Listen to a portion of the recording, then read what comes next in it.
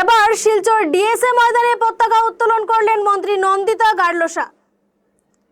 জেলা প্রশাসনের কড়া নিরাপত্তার মধ্যে তিনি শিলচরে পতাকা উত্তোলন করেন। পতাকা উত্তোলনের পর মন্ত্রী গার্লসা উপস্থিত জনগণের সামনে বক্তব্যে আসাম সরকারের চলমান উন্নয়নমূলক কাজের বর্ণনা দেন। এদিন প্রথমে police constable, battalion command, scout guide, NCC এবং বিভিন্ন স্কুলের শিক্ষার্থী কুচকাওয়াজ করে মন্ত্রী নন্দিতাকে অভ্যর্থনা জানান। পতাকা উত্তোলনের পর বিভিন্ন সংগঠনের যৌথ নৃত্য ও সঙ্গীত পরিবেশন এবং বিভিন্ন জাতিগোষ্ঠীর নৃত্য পরিবেশন করা হয়। উপস্থিত ছিলেন শিলচরের সাংসদ পরিমল শুক্লবৈদ্য, বিধায়ক দীপায়ন চক্রবর্তী, বিজেপি নেতা ও কনাদ পুরকায়স্থ সহ আরও অনেকে। স্বাধীনতা দিবসের দিনব্যাপী অনুষ্ঠানের পৃষ্ঠপোষকতায় রয়েছে রোটারি ক্লাব অফ শিলচর।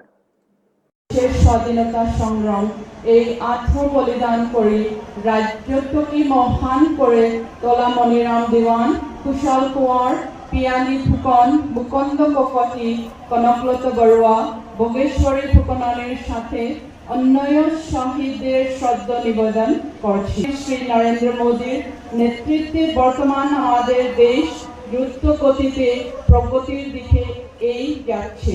মাননীয় প্রধানমন্ত্রীর দূরদর্শী চিন্তার আধারে আমাদের সকলের হৃদয় দেশপ্রেম জাগ্রত করে রাখতে বিগত বর্ষের মতো এইবারও পালন করা খুশি।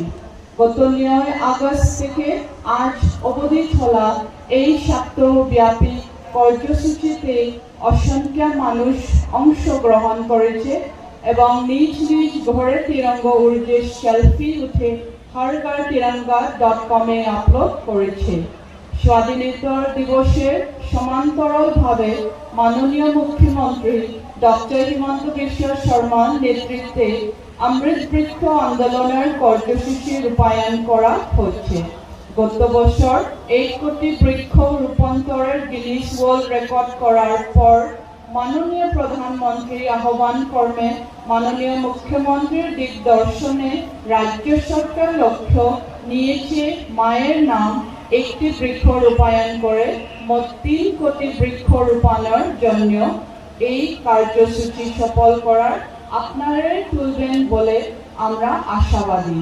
2021 সনের 10 মের দিন মাননীয় মুখ্যমন্ত্রী ডক্টর হিমন্ত বিশ্ব শর্মা মহাশয়ের নেতৃত্বে গঠন করা এই সরকারের এই দিন 3 বছর সম্পূর্ণ হয়েছে।